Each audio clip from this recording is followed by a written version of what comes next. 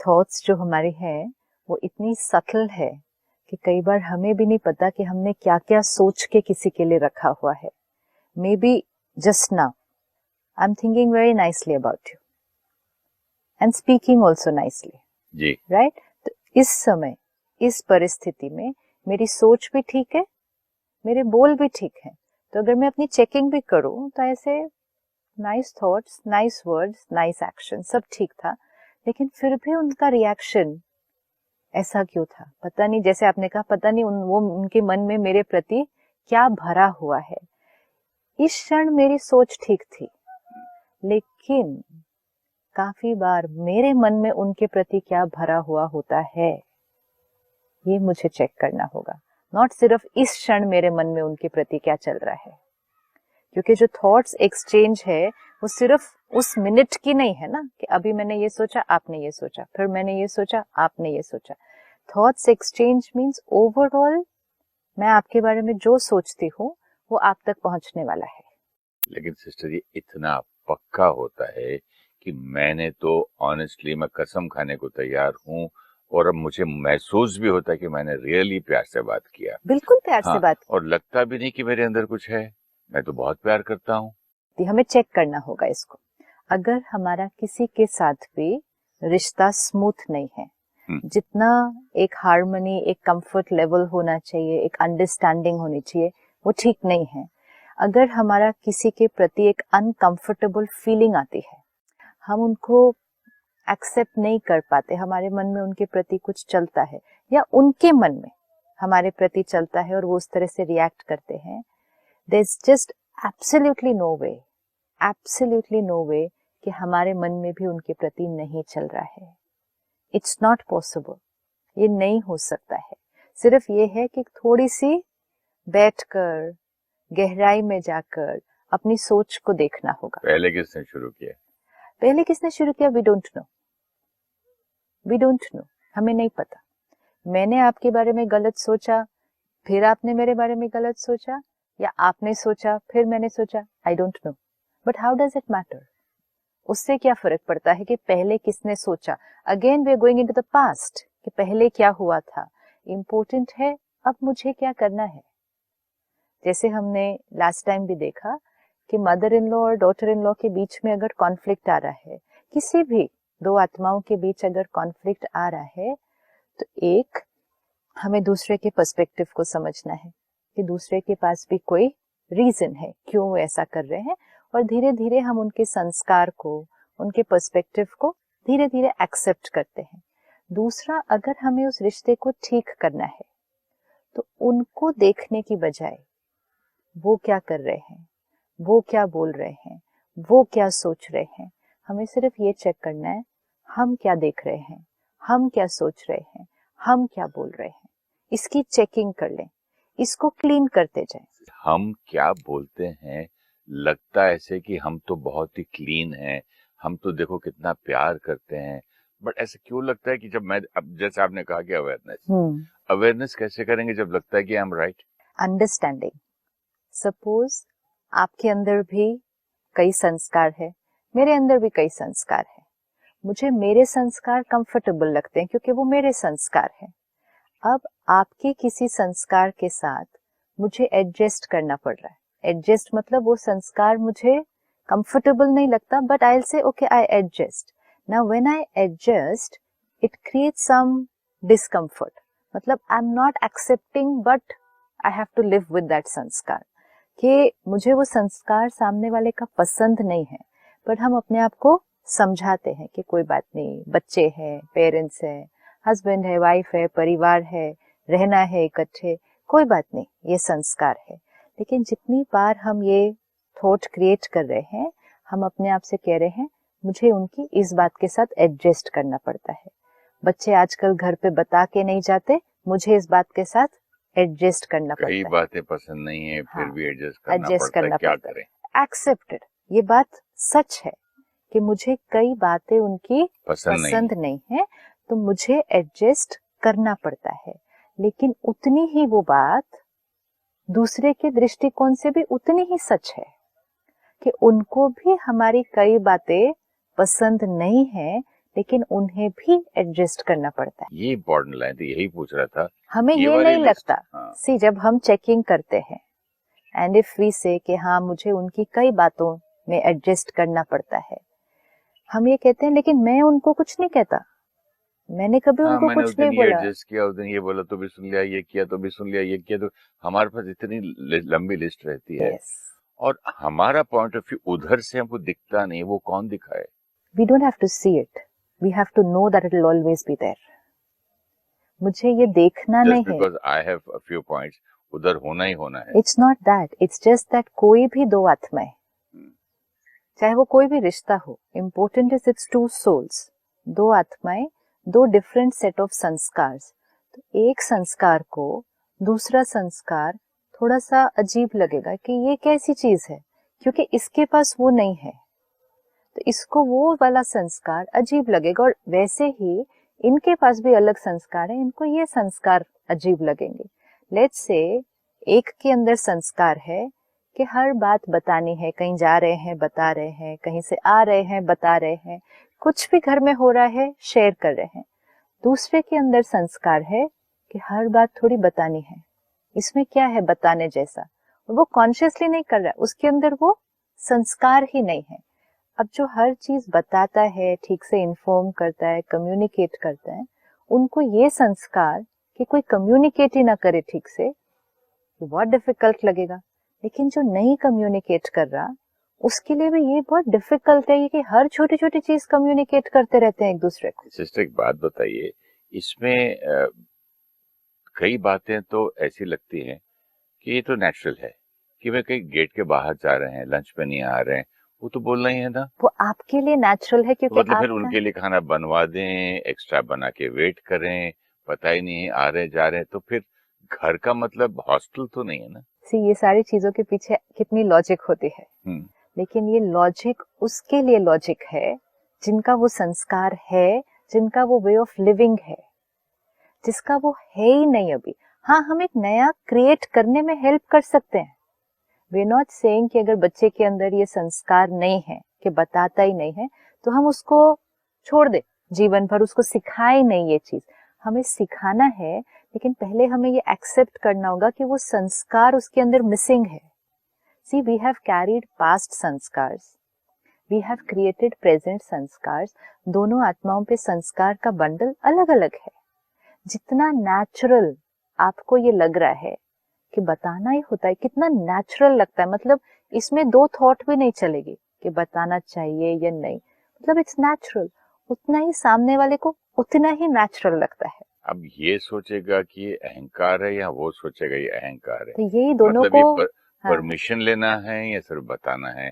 Permission लेना, आशीर्वाद लेना और पूछ के जाना कि जाना या नहीं जाना, और जाते टाइम अच्छी दृष्टि लेके जाओ, आशीर्वाद लेके जाओ। विच इज परफेक्ट ना, ये परफेक्ट है, ये पूरी लॉजिक है कि बच्चे को घर से जाने से पहले बताना चाहिए। बताना चाहिए क्यों? ताकि पेरेंट को पता होना चाहिए वो कहाँ है, ब्लेसिंग्स लेके जाना चाहिए, and generally everybody should know what is happening. This is perfectly fine, but important is कि सामने वाले के अंदर अभी वो संस्कार नहीं है, अभी नहीं है। We can help them to create the sanskar only after accepting first that they don't have that संस्कार right now. अगर हम इस अगर बात हम ये सोचने लगे इतना भी संस्कार नहीं है, इतनी भी अक्ल नहीं हम है, ये नहीं इतनी भी सोचते, थिंकिंग नहीं है, हाँ, तब जाके प्रॉब्लम तब होता है। जाके प्रॉब्लम इतनी आता है। सेंसिटिविटी हमें नहीं। ये लगता है कि ये जानबूझकर नहीं बताते, हम्म। ये बता सकते हैं, इसमें कौन सी बड़ी बात है कि और बताना उनको ये चाहिए। लगता है कि बड़े हमको दबा रहे हैं, दिस इज कंट्रोल कर रहे हैं। एब्सोल्युटली। तो अंडरस्टैंडिंग नहीं आई ना। अब जैसे ही अंडरस्टैंडिंग नहीं आई और जैसे ये दो थॉट्स आपने बताए कि छोटों को लगेगा कि वो हमें दबा रहे हैं और बड़े को लगेगा ये हमें डिसरिस्पेक्ट कर रहे हैं, तो एनर्जी म्यूचुअल फ्लो हो रही है ना दोनों तरफ से। दोनों थिंकिंग टोटली ऑपोजिट है, ये हमें एक्सेप्ट करना होगा कि दिस इज एब्सोल्युटली नेचुरल। लेकिन इम्पोर्टेंट ये है कि जब सामने वाला हमारे संस्कार की तरह नहीं चल रहा है, हम उसको डिसरिस्पेक्ट नहीं करें कि ये तो केयरलेस है, माँ बाप ये ने एरोगेंट सिखाया, है, स्कूल में ये क्या सिखाते हैं। ईगोइस्टिक है, यस, ये बताते नहीं है, ये बहुत इंडिपेंडेंट बनने की कोशिश कर रहे हैं। It's not all these things, it is वो उनका अभी संस्कार है। जैसे ही एक साइड पेरेंट, और ये किसी भी संस्कार में, किसी भी सिचुएशन में, जैसे ही एक साइड इस साइड को एक्सेप्ट करेगा कि ओके इनके अंदर अभी ये संस्कार नहीं है, we will communicate and gradually create a new sanskar there. लेकिन राइट नाउ वो जो कर रहे हैं पर्पसली नहीं कर रहे। See one thing we need to know, कोई भी जानबूझ के नहीं कर रहा होता है, उसकी लॉजिक उसी डायरेक्शन में वर्क करती है। क्यों लॉजिक उस डायरेक्शन में वर्क करेगी? क्योंकि वही उसका ऑपरेटिंग सिस्टम है, जो हमने देखा बिलीफ सिस्टम, जो हमारे संस्कार से बनता है। आपका विंडोज है, मेरा मैक है, तो बहुत सारी चीजें मैच नहीं करने वाली हैं। लेकिन आप कहेंगे मैं जानबूझ के ऐसा कर रही हूँ, तो no, it's just that my operating system and your operating system completely different. Supposing आप जानती हैं कि मुझे फिक्र हो जाती है कि अगर पता ना चले कि मेरा बेटा है, बेटी या बहू कहाँ है, कहाँ चले गए, सिर्फ फिक्र, कंसर्न है, मालूम होते हुए भी आप नहीं बताओ, तो फिर ये जानबूझ कर ही है ना? क्या कि हर बात उनको बतानी है क्या? मतलब मेरी जिंदगी में मेरी फ्रीडम नहीं है क्या? ऐसे है क्या? फिर बच्चे ऐसे भी तो सोचते हैं। क्यों ऐसा हो रहा है? क्योंकि हम उनके संस्कार को अभी एक्सेप्ट नहीं कर रहे एंड हम चाहते हैं कि वो चेंज हो जाए। जैसे हम चाहते हैं कि वो चेंज हो जाए, वो भी तो चाहते होंगे कि हम चेंज हो जाए। हम चाह रहे हैं कि सिस्टम चेंज हो जाए एंड वो बताना शुरू कर दे अपनी हर बात। वो भी चाह रहे होंगे कि सिस्टम चेंज हो जाए और ये वंस एंड फॉर ऑल ये अपना संस्कार खत्म करें और एक्सपेक्ट करना खत्म करें कि हम हर बात बताएंगे, ताकि हम भी हमेशा इंडिपेंडेंट रहेंगे। Both are going to be trying the same thing. It's basically it's more like a tug of war कि कौन जीतेगा, दूसरा मेरे संस्कार के साथ एडजस्ट कर ले, और दूसरा वाला भी यही सोचता है कि ये मेरे संस्कार को समझ ले। मेरे मन में सिर्फ प्यार और कंसर्न हो या फिक्र हो तो उसको आप टग ऑफ वॉर बोलेंगे? लेकिन मेरे मन में है कि मेरी जीवन इतनी सफोकेटेड नहीं चल सकती है। My definition of respect is different. आपकी डेफिनेशन ऑफ रिस्पेक्ट ये होगी कि मैं अपनी हर बात आपको बताऊं, लेकिन मेरे लिए आपको अपनी हर बात बताना एक सफोकेशन है। मुझे याद भी नहीं रहता है, बिकॉज मेरे लिए it's doesn't work like that. See the thing is, मुझे दिखाई नहीं देगा वो जो आपको दिखाई दे रहा है। ये बहुत, we need to really fit it in कि आप जितनी लॉजिक देंगे, आपकी वो लॉजिक सारी बात राइट है, लेकिन सामने वाले के पास भी उतनी ही लॉजिक है, उतनी लॉजिक है। क्यों कॉन्फ्लिक्ट आता है? कॉन्फ्लिक्ट दो आत्माओं में इसीलिए आ रहा है ना, क्योंकि दोनों लॉजिकली 100% एक्यूरेट है, लेकिन दोनों को सिर्फ अपनी लॉजिक दिखेगी, दूसरे की नहीं। अब इसको रिजॉल्व तो करना है ना, we can't go on like this, हम ऐसे ही तो नहीं चल सकते। तो अब पहले दोनों में से एक, ये भी नहीं कि दोनों को करना है, दोनों में से एक को दूसरे के संस्कार को एक्सेप्ट करना है। एंड एक्सेप्ट मीन्स उस पर मनन नहीं करना, ये ऐसा क्यों है, ये ऐसा क्यों है, ये इतना इंटरफेयर क्यों करते हैं, ये हमें बताते क्यों नहीं है, ये इतने डोमिनेटिंग क्यों। Full stop. ये अभी संस्कार है। वन, जैसे एक साइड दूसरे के संस्कार को एक्सेप्ट करेगी, तो उसकी वो वाली थॉट्स, ये ऐसे हैं, ये ईगोइस्टिक है, ये बताते नहीं, ये केयरलेस है, ये वाली थॉट्स सारे बंद होने लगेंगी। जैसे ही एक साइड की थॉट्स बंद होने लगेंगी, दूसरी साइड की थॉट्स भी धीरे धीरे बंद होने लगेंगी। जब ये रेजिस्टेंस की एनर्जी बंद हो जाएगी, वेरी इंपॉर्टेंट, रेजिस्टेंस एनर्जी, कि मुझे आपका संस्कार पसंद नहीं, आपको मेरा संस्कार पसंद नहीं, this is energy of resistance.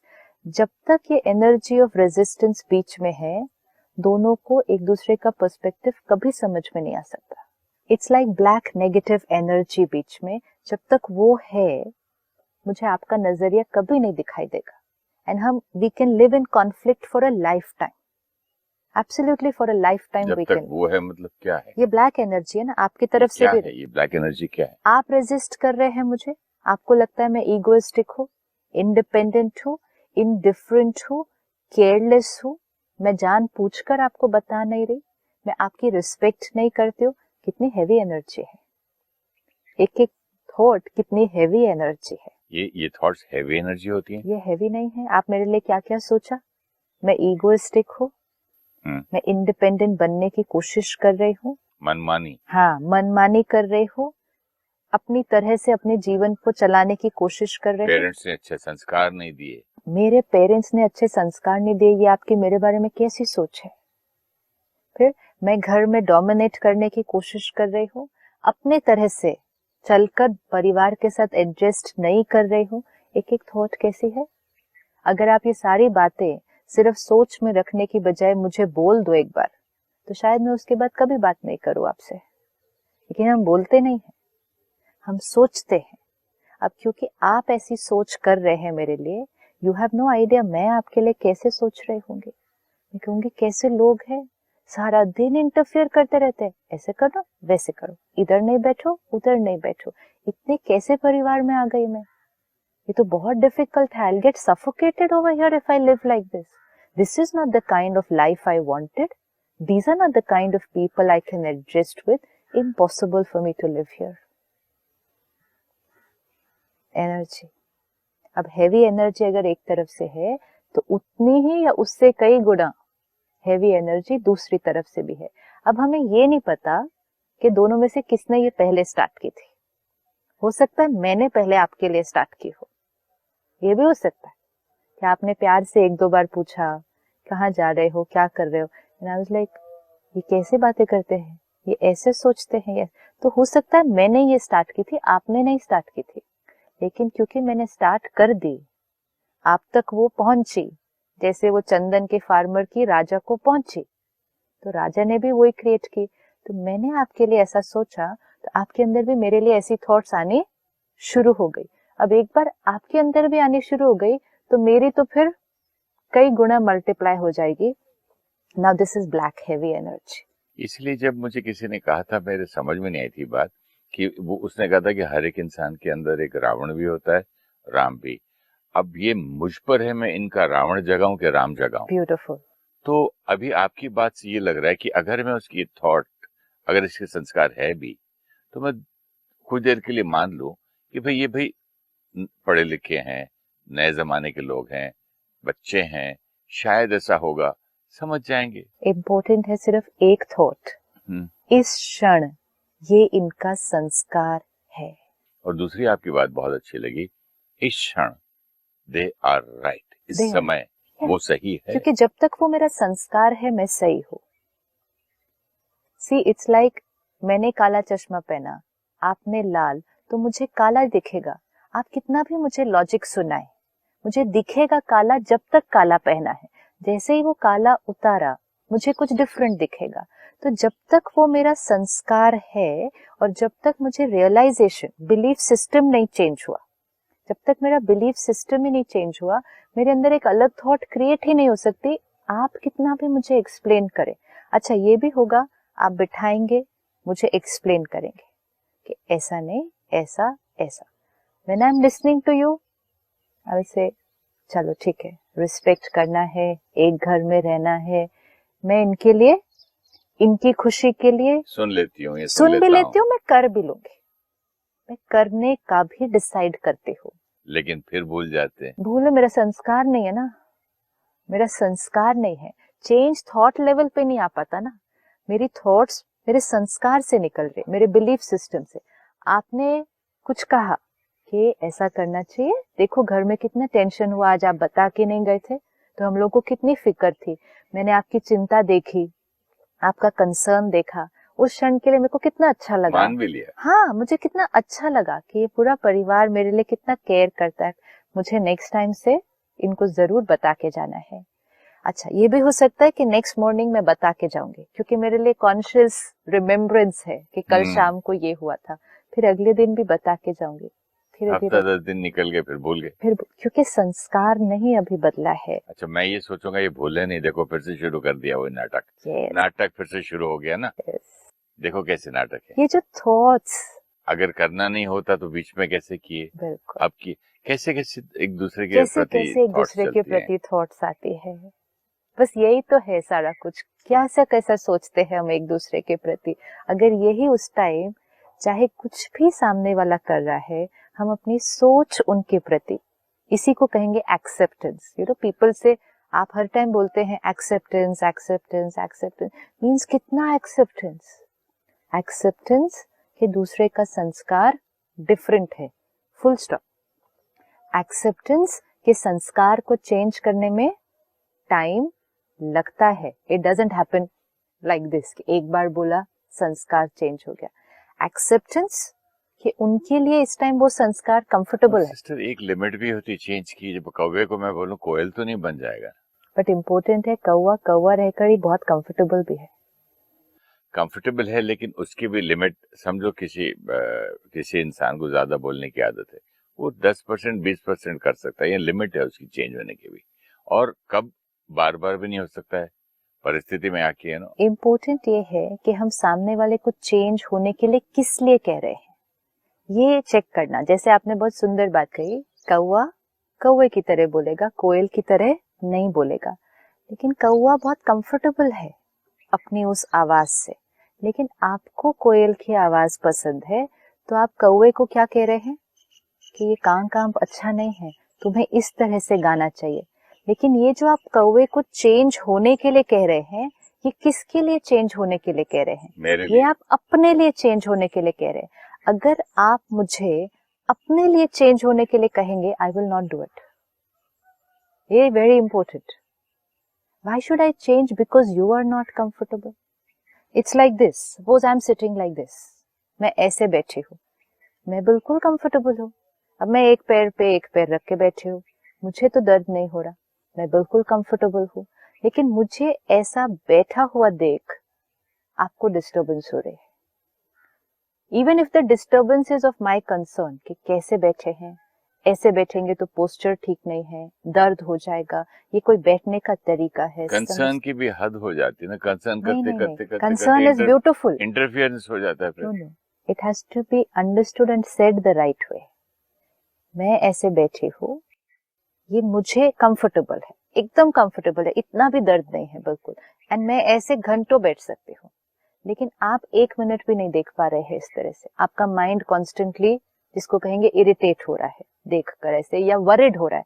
चलो इरिटेट भी नहीं, हम कहते हैं चिंता, वरी हो रही है ऐसे देख देख के। अब जब आप मुझे चेंज होने के लिए कह रहे हैं, आप क्यों कह रहे हैं? क्योंकि आपकी जो चिंता है वो आपके लिए अनकंफर्टेबल है। अगर मैं चेंज हो जाऊं तो आपकी चिंता खत्म हो जाएगी।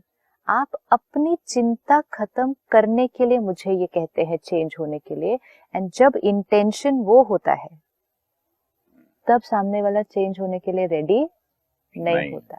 अब आप इसको थोड़ा सा चेंज करें कि मेरे ऐसे बैठने से आपका माइंड डिस्टर्ब नहीं हो रहा, आपका माइंड स्टेबल है, आप एक्सेप्ट कर लेते हैं कि ये मेरा संस्कार है, मैंने ऐसे बैठना है।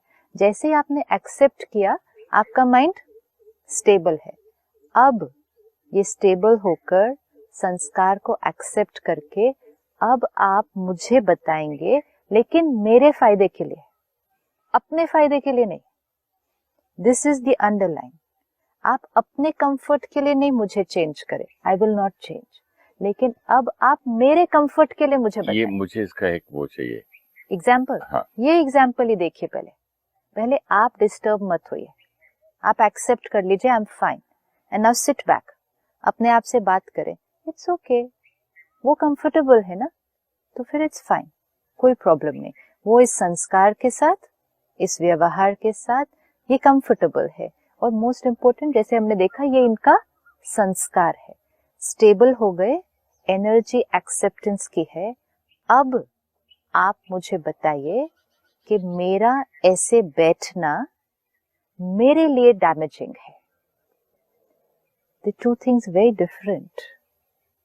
मेरा ऐसे बैठना, ये भी बोलो तो चिढ़ने वाला तो चिढ़ेगा कि भैया मुझे मालूम है मेरे लिए क्या डैमेज है कि नहीं है, आप बार बार हर चीज मुझे मेरे फायदे के लिए बताना छोड़ दीजिए भाई साहब, नो प्लीज। प्रॉब्लम, बट आप सिर्फ एक्सपेरिमेंट करके देखें कि आप बिना डिस्टर्ब हुए सामने वाले को उसका फायदा बताएं। मे बी बिना डिस्टर्ब हुए नहीं बताते मतलब होंगे, एक्सेप्ट करके फिर बताएं। रेजिस्ट करके बताना, वही बात बताना। आपका ये पॉइंट बहुत अच्छा लगा। और एक्सेप्ट करके फिर बताना, वो दोनों चीजों में बहुत फर्क है।